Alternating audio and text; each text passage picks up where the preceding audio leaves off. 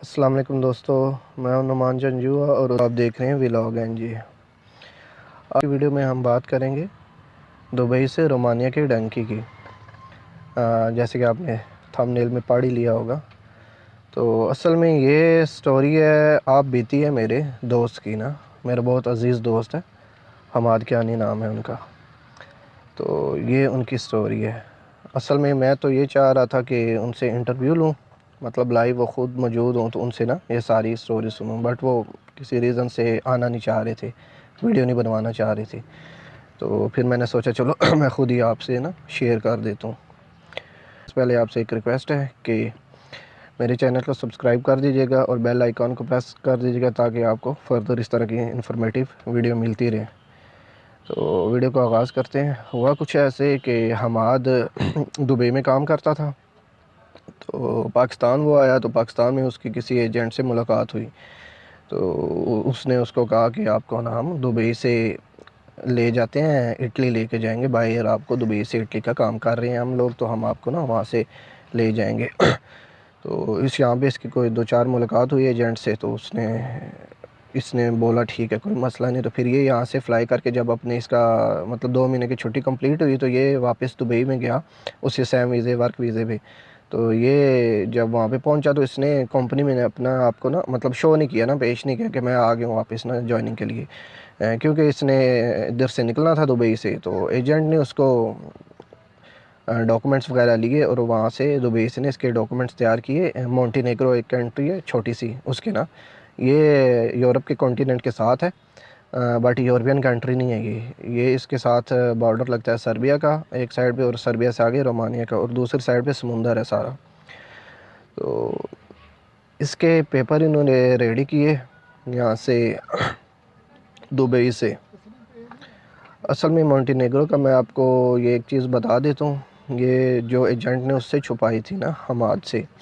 आप अगर आपका स्टेटस दुबई में वर्क वीज़े का है ना, अगर आप वर्क वीज़े पे रह रहे हैं, वहाँ पे जॉब कर रहे हैं, तो आप मोंटेनेग्रो बआसानी जा सकते हैं। जस्ट आपने टिकट लेना है और आपको वहाँ पे 30 दिन की स्टे मिल जाता है। मोंटेनेग्रो एयरपोर्ट पे उतरेंगे, आपको वहाँ पे 30 दिन का स्टे मिल जाएगा, मतलब आपका वीज़ा समझ लिए वीज़ा ही हुआ।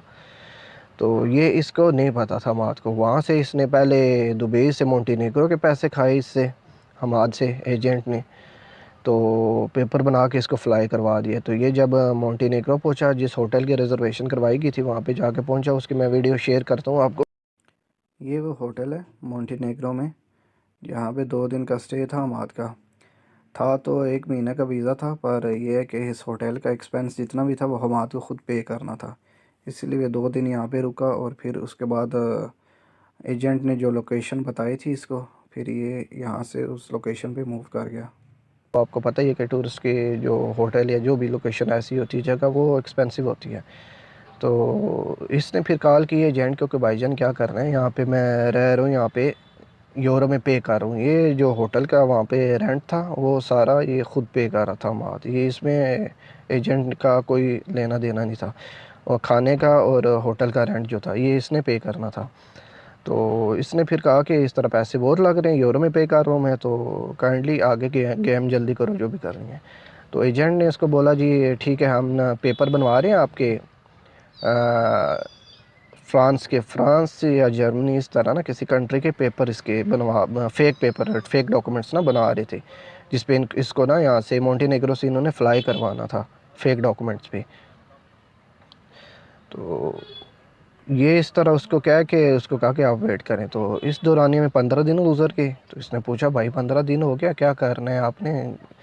तो उसने एजेंट ने बोला कि भाईजान असल में हुआ ऐसे कि आपके पेपर रेडी हो गए थे, तो वो किसी गलत एड्रेस पे चले गए, तो वो अब हम मंगवा नहीं सकते ना, तो वो तो बहुत मुश्किल हो गया, उस पर पैसे भी मेरे डूब गए। एजेंट ने इसको बोला कि मेरे पैसे भी पेपर्स पे लगे हुए थे, डॉक्यूमेंट्स पे, वो ज़्यादा तो वो तो डूब गए हैं, तो वो तो मुश्किल हो गया। तो फिर इसने पूछा हमाद ने कि तो अब क्या करना है आगे। तो क्या एजेंट बोलता है इसको कि ऐसा करते हैं, आपको हम टैक्सी की गेम करवा देते हैं, यहाँ से डायरेक्ट जर्मनी की है, टैक्सी में आप जाएंगे गाड़ी में। असल में टैक्सी तो नहीं होती, वो येलो वाली वो प्राइवेट गाड़ी होती है, प्राइवेट कार होती है, उसमें 5-6 लड़के इस तरह डाल के ये डंकी करवाते हैं। तो उसके ये पैसे ले रहा था इससे 5 के 6,000 यूरो मांग रहा था कि आपको टैक्सी की गेम में करवाएंगे, डायरेक्ट आपको जर्मनी भेजेंगे। असल में ये सब इनकी बातें होती हैं, डायरेक्ट यहाँ पे भेज देंगे, वहाँ पे भेज देंगे, डायरेक्ट कुछ भी नहीं होता, सिर्फ वो फंसा रहे होते हैं। पैसे लेके फंसा लिया तो फिर आगे आगे भी आपको फंसाते ही हैं फर्दर। तो इसने कहा कि मैं तो नहीं पे कर सकता, 5,000 यूरो बहुत ज़्यादा है, मेरे पास नहीं है इतनी अमाउंट। तो फिर कहता है चलें आप वेट करें, मैं आपको एक लोकेशन सेंड करता हूँ, वहाँ पे जाएं, वहाँ पे हमारे ग्रुप्स के कुछ लड़के हैं, तो वहाँ से मैं आपको बताऊँगा नेक्स्ट आपने क्या करना है। इस दौरान में 20 दिन गुजर चुके थे रोमानिया और मोंटेनेग्रो में, इनके पीछे 10 दिन रह गए थे। तो ये उस लोकेशन में गया, मैं वो लोकेशन की वीडियो आपके साथ नीचे शेयर करता हूँ और आप देख लीजिएगा उस लोकेशन पे।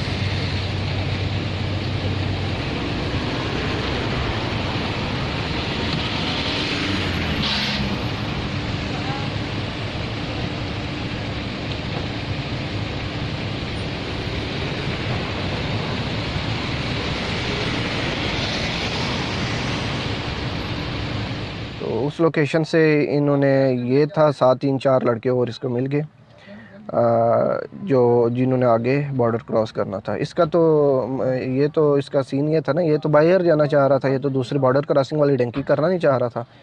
तो पर एजेंट ने फंसा लिया था, तो फिर इसको मजबूरन उनके साथ जाना पड़ा। तो एजेंट ने बोला उनको अब आपको ये गाड़ी लेके जाएगी सर्बिया के बॉर्डर पे, मतलब मोंटेनेग्रो का जो बॉर्डर, मोंटेनेग्रो और सर्बिया का जो बॉर्डर अटैच है एक दूसरे से, उस पे लेके जाएगी, वहाँ पे कैंप है, वहाँ पे आपका स्टे करवाएंगे। वहाँ पे लेके गए इनको, वहाँ पे रुके हैं ये तकरीबन हफ्ता 2 हफ्ते रुके हैं। पहले तो ये रुके रहे हैं जंगल में 3 से 4 दिन। इनको कोई जंगल में कोई टूटा फूटा वैसे पुराना डिमोलिश घर जो होते हैं बिल्कुल ही, जिसकी छत भी नहीं थी, वहाँ पे ना इनको छुपा के रखा है। असल में कुछ रिकॉर्डिंग भी थी बट वो अब मेरे पास थी नहीं, मैं आपको साथ शेयर करता कि जो हालात थे उनके वहाँ पे। सर्दी थी, शदीद सर्दी थी। ये मंथ कौन सा था, ये अक्टूबर नवंबर का मंथ था ना, जिसमें ये इन्होंने डंकी लगाई थी। ठीक ठाक सर्दी होती है और मैं उस टाइम आपको पता ही होगा। तो उसमें फिर ये 3-4 दिन उस जंगल में रुके हैं, तो उस मतलब उस डिमोलिश गार में रुके हैं। तो उसके बाद फिर इनको एक दिन इनको बॉर्डर क्रॉस करवाया इन्होंने, मोंटेनेग्रो से सर्बिया इंटर करवाया है। उसमें ऐसा हुआ कि ये रात के टाइम तकरीबन 1-2 बजे के टाइम एजेंट की मैसेज आया कि इस रूट थोड़ा उसको ना, उनको लोकेशन भेजी ना कि इस लोकेशन से आप निकल के आओ। तो ये तकरीबन वहाँ से 8 से 9 घंटे इनको लगे जंगल में से ना। जंगल था बीच में, गंदे नाले वगैरह जिस तरह आती हैं चीज़ें बीच में आते रहते, पहाड़ वगैरह, वो इन्होंने क्रॉस किए। तो ये इसमें यह है कि स्टिल उन्होंने 5-6 घंटे रनिंग की है इन्होंने, मतलब भाग के क्रॉसिंग की है। असल में होता ही है ना, बॉर्डर कंट्रोल जो पुलिस होती है या जो आर्मी होती है वो पेट्रोलिंग कर रही होती है। तो उसमें ये होता है, अब पुलिस इतनी ज़्यादा तो होती नहीं है कि पूरे रोड पे खड़ी हो। वो जब उसकी गाड़ी निकलती है ना, ये रूट की टाइमिंग होती है, इनकी टाइमिंग पता होता है कि जब पेट्रोलिंग वाली गाड़ी निकल के आगे थोड़ी जाती है, इनको पता होता है कि अब हमने क्रॉसिंग करना है। तो फिर वो एरिया इन्होंने जब क्रॉस करना होता है तो वो ये रुकते नहीं हैं, वो भाग के कर रहे होते हैं स्पीड से, क्योंकि इस एक कंट्री से निकल के दूसरी कंट्री में इंटर होने के लिए ना जल्दी जल्दी इनको जाना पड़ता है, मतलब छुपना पड़ता है ना। फिर 1-2 लड़के तो होते नहीं है कि जो नज़र में ना आए, 6-7 लड़के, 10 लड़के, 12 लड़के, इस तरह का ग्रुप होता है। तो वो फिर ठीक ठाक उसके, अगर वो लड़के भाग भी रहे हो तो आवाज़ होती है, वो इसीलिए इनको फ़ौरन निकलना पड़ता है। तो इन्होंने इस तरह बॉर्डर क्रॉस किया मोंटेनेग्रो का। असल में वो ये बॉर्डर थोड़ा सा इजी इसलिए होता है कि ये दोनों ना यूरोपियन कंट्री है ना शेंजन कंट्री हैं, तो एक दूसरे के साथ जुड़े हुए हैं बॉर्डर, तो इसलिए इजीली ये इस पर इतनी सख्ती नहीं होती। तो क्रॉस हो गया, होती है पर उतनी नहीं होती जितनी आगे शेंजन में इंटर होने के लिए सख्ती होती है। तो ये इन्होंने बॉर्डर क्रॉस कर लिया। सर्बिया में जब मतलब सर्बिया के बॉर्डर में इंटर हुए हैं तो वहाँ पे जंगल में ये रुके हैं। ये 12 लड़के हो चुके थे तब तक, ग्रुप मुख्तलिफ मिलते रहते हैं वहाँ पे। तो वहाँ से आगे इनको गाड़ी में लेके जाना थे ना आगे किसी मेन सिटी में ना। तो वहाँ पे एक टैक्सी आई, एक गाड़ी आई जिसमें इनको जाना था। तो उसमें 6 लड़के, वो पहला ग्रुप लेके चली गई। तो बाकी ये दूसरे ग्रुप में रह गया था। हमाद जो मेरा दोस्त है वो दूसरे ग्रुप में रह गया था। तो उसमें यह है कि 6 लड़के, इनको कहा नहीं आप यहाँ पे वेट करें, दोबारा दोबारा टैक्सी आएगी तो उस पर आपको ना ले जाएंगे हम आगे। तो ये उनको वहाँ पे 48 घंटे वेट किया है उन्होंने। तो उस टाइम इनके पास ना खाना था ना पानी था। इसने बताया कि उस टाइम हमने बग़ैर खाना पीने के 48 घंटे वेट किया। पीछे जो हमने बॉर्डर क्रॉस किया, इतना भाग के आए हैं, ना पानी था ना खाना था वहाँ पे उस टाइम हमारे पास। तो वो 48 घंटे हमने बामुश्किल वहाँ पे वेट किया। तो फिर एक गाड़ी आई टैक्सी, तो उसमें हमें लेके आगे सिटी में ले गई। तो सिटी में कहता है एक पार्क थी, कोई थोड़ी गुंजान पार्क थी, वहाँ पे जाके ना वहाँ पे उतार दिया इनको। वहाँ पे उतारा है तो तकरीबन पूरा दिन वहाँ पे रुके, ये आगे पीछे घूमते रहे। तो शाम को एजेंट की कॉल आ गई कि आप ऐसा करें कि मतलब कि ये असल में एजेंट ने इनको कहा था कि आपको रहने की जगह मैं प्रोवाइड करूंगा, कोई मसला नहीं है किसी किस्म का जी। आपको हम गाड़ी की गेम कराएंगे जी, गाड़ी में लेके जाएंगे जी, आगे हमारे बंदे हैं, वो आपको रूम है हमारे पास, वहाँ पे आपको एक रूम में रखेंगे, इस तरह ना। ये सारी उनको कहानियाँ सुनाई हुई थी इसने। तो उधर जाके फिर वो कहते कि आप ऐसा करें कि आप सर्बिया का कैंप है, वो मोंटेनेग्रो सॉरी रोमानिया के बॉर्डर के साथ लगता है सर्बियन कैंप। जो इधर मोंटेनेग्रो वाला नहीं, आगे जो जाके लगता है ये रोमानिया के बॉर्डर से जो लगता है सर्बियन कैंप, वहाँ पे आप चले जाएं कैंप में। तो वहाँ पे ऐसा होगा जी कि आपको चलो रहने की जगह मिल जाएगी, मुश्किल नहीं होगी आपको कोई। तो फिर ये यहाँ से टैक्सी की है इन्होंने, आई थिंक टैक्सी की थी नहीं, या बस लोकल जो बसेस होती हैं ना, वो उसमें ये बैठ के ना चले गए थे। जस्ट टिकट लेके बैठ के ये आगे फिर बस में गए, क्योंकि सफ़र था कोई 3 4 5 घंटे का सफ़र था ये। तो वहाँ पे ये आगे चले गए बॉर्डर पे, बॉर्डर एरिया पे जहाँ पे कैंप था ये सर्बिया का। तो उस कैंप में गए। असल में कैंप पे वहाँ पे कोई एंट्री के लिए कोई इतना मुश्किल नहीं था, मतलब इलीगल इमिग्रेंट्स बहुत ज़्यादा थे वहाँ पे भी। तो ये भी गए, जस्ट वहाँ पे अपने नाम इंटर करवाया तो उनका एक कार्ड बन गया। सर्बिया में ना इलीगल इमिग्रेंट्स का कार्ड था, बट कि एज अ स्टेटस उनका था कि ये रिफ्यूजी हैं।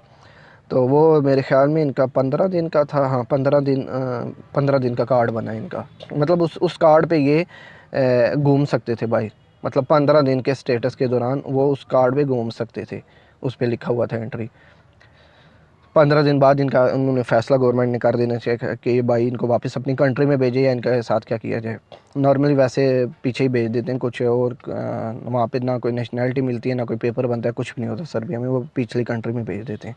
तो ये 15 दिन वहाँ पे रुके हैं। उस कैंप की वीडियो मैं शेयर करता हूँ आपसे, देख लीजिए कैंप के क्या हालात थे वहाँ पे। ये है वो सर्बिया का कैंप जहाँ पे बॉर्डर के पास इनको भेजा था एजेंट ने। अब इसके अंदर कोई रहने के इनके पास जगह नहीं थी, ये देख लें अंदर के हालात हैं। और अंदर इतना फुल था जिस वजह से बाहर भी लोगों ने टेंट, जिनके पास टेंट थे अपने, वो टेंट लगाए हैं, उन टेंट्स में रह रहे हैं। बाकी ये जो हमाद भाई थे इनको ना तो इनके पास टेंट थे ना इनको अंदर कहीं जगह मिली। तो बता रहे थे रात को हम ये यहाँ पे बाहर ना इस जगह पे सामने यहाँ पे हमें मैट्रेस मिला एक, उस मैट्रेस पे 3 के 4 लड़के बस एक दूसरे से जुड़ के ना लेटे थे। तो उसमें फिर ये वहाँ पे रुके हैं, 15 दिन रुके हैं। फिर उसके बाद उन्होंने 15 दिन जब कंप्लीट हो गए तो फिर उन्होंने वहाँ से निकलना था, क्योंकि इनका स्टेटस तो बिल्कुल इलीगल हो जाता और उन्होंने डिपोर्ट कर देना था। फिर उनका ये है कि 12 13 दिन बाद उन्होंने वहाँ से फिर एजेंट से रब्ता किया कि हमें निकालो। तो एजेंट ने बोला ठीक है आपको हम सर्बिया से बॉर्डर क्रॉस करा के रोमानिया में इंटर करवाते हैं आपको। तो इन्होंने कहा ठीक है ओके कोई मसला नहीं, आप हमें ये बॉर्डर क्रॉस करवाएं। तो अभी आगे की जो जितनी स्टोरी है वो मैं आपको नेक्स्ट वीडियो में शेयर करूंगा। वीडियो काफ़ी लंबी हो गई है। इंशाल्लाह अब नेक्स्ट वीडियो में मैं बताऊंगा कि सर्बिया से ये रोमानिया कैसे इंटर हुए, और रोमानिया से आगे हंगरी के लिए इंटर होने के लिए इनको क्या मुश्किलात का सामना, किन मुश्किलात का सामना करना पड़ा, और ये बॉर्डर क्रॉस कर सके या नहीं कर सके, जो भी इनके साथ जैसे हालात हुए वो मैं आपको नेक्स्ट वीडियो में इंशाल्लाह शेयर करता हूँ। नेक्स्ट पार्ट में आपको बताऊँगा सारी बात। और वीडियो को लाइक कर दीजिएगा, सब्सक्राइब कर दीजिएगा, और अपने दोस्तों के साथ शेयर कर दीजिएगा, ताकि उनको भी अवेयरनेस हो जाए कि किस किस तरह का हालात चल रहे हैं और किस किस तरह से एजेंट हमें फंसाते हैं, मासूम लोगों को फंसा रहे हैं ये। मतलब आपको ख्वाब दिखाते हैं यहाँ से तो हम ले जाएंगे आपको सही है, असल में उनके पास टेक्निक है बातें करने की, वो किस एकदम आपको फंसा लेते हैं अपनी बातों में। तो फिर वहाँ पे जब हम अपनी कंट्री से निकल के उस दूसरी कंट्री में पहुँचते हैं तो वहाँ से इनकी असल रंग शो करते हैं ये अपना। तो दुआओं में याद रखिएगा, वीडियो को लाइक कर दें, सब्सक्राइब कर दें मेरे चैनल को और बेल आइकॉन प्रेस कर लें ताकि आपको इसके नेक्स्ट जो भी पार्ट आए, जो भी नेक्स्ट वीडियो इन्फॉर्मेटिव वीडियो आती है आपको मिलती रहे। अपना ख्याल रखिएगा। अल्लाह हाफिज़।